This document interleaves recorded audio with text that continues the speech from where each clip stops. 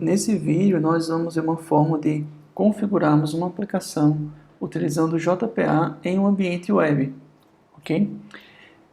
Só para a gente recordar, no vídeo anterior nós vimos uma forma de fazer essa configuração dentro de um ambiente JSE. Em um ambiente web nós não temos uma diferença gigante, ok? Para exemplificarmos, nessa nossa classe cliente, que é uma classe de entidade, nós estamos identificando que ela é uma entidade porque nós estamos anotando com @entity. Só para a gente poder recordar, essa anotação ela faz parte do pacote javax.psystems, certo?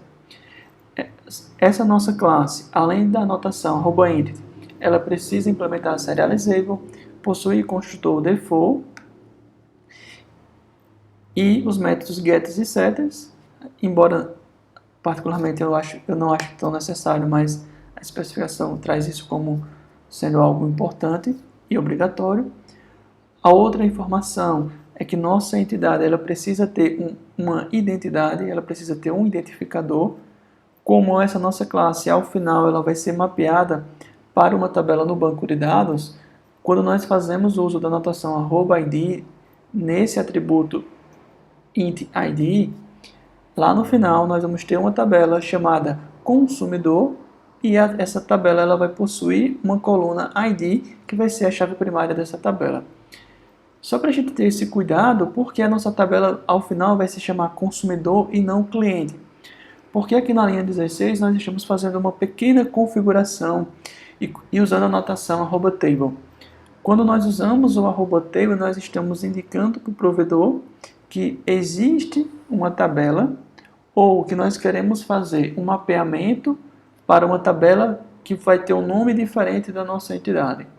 Nesse nosso exemplo, a nossa entidade se chama cliente e a tabela que vai ser resultante desse mapeamento vai se chamar consumidor, ok?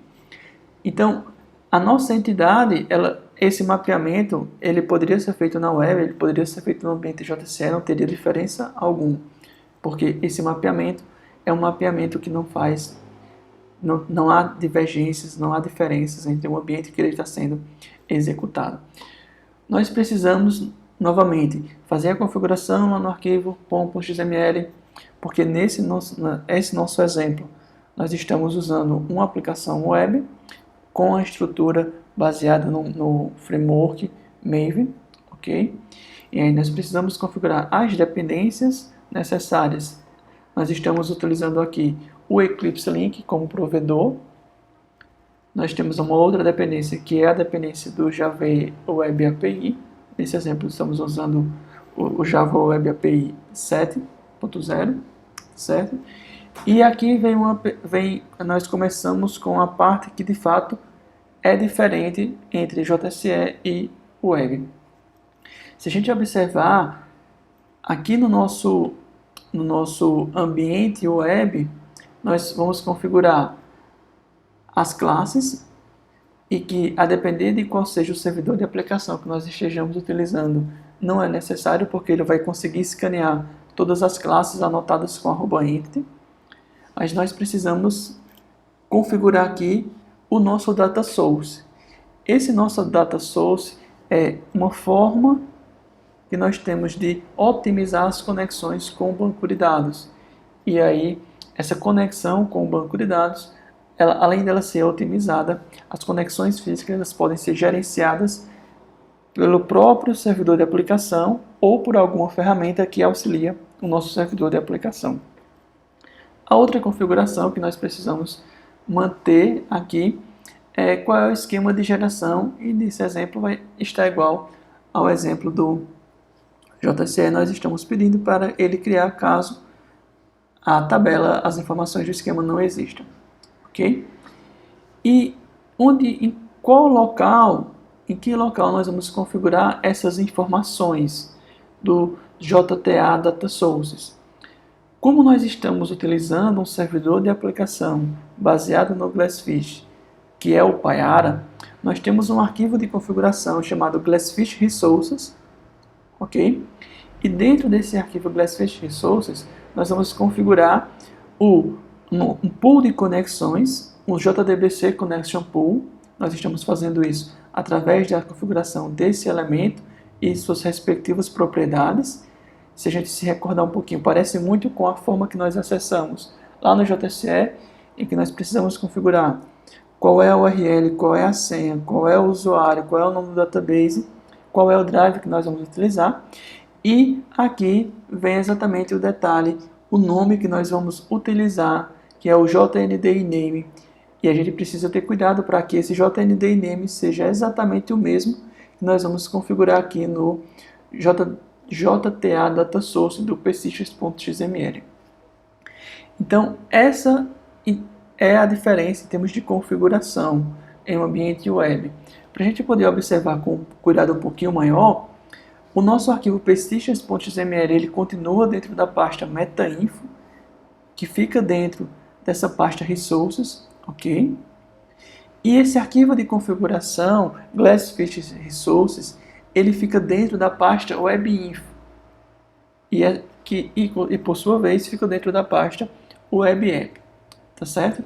Então vejam, a única diferença em termos de configuração que nós vamos precisar fazer para uma aplicação web é, dentro do nosso arquivo persistence.xml, utilizarmos uma forma de conexão diferente. Nós vamos utilizar o JTA Data Sources para permitir que a especificação JTA consiga gerenciar, além desse acesso ao Data Source, consiga gerenciar também as transações, e nós vamos falar um pouquinho mais sobre isso depois.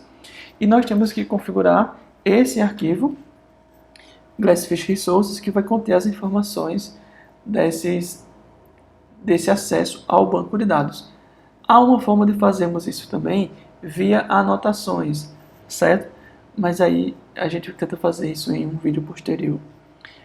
E aqui vem um outro detalhe.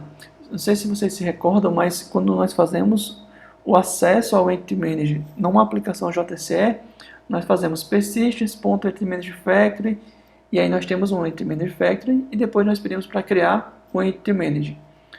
Quando nós estamos utilizando uma aplicação web, esse acesso ao Entity Manager ele pode ser feito através do @persistence_context. E essa anotação ela vai injetar dentro desse atributo uma instância da nossa unidade de persistência que está configurada com exemplo Postgres. Okay?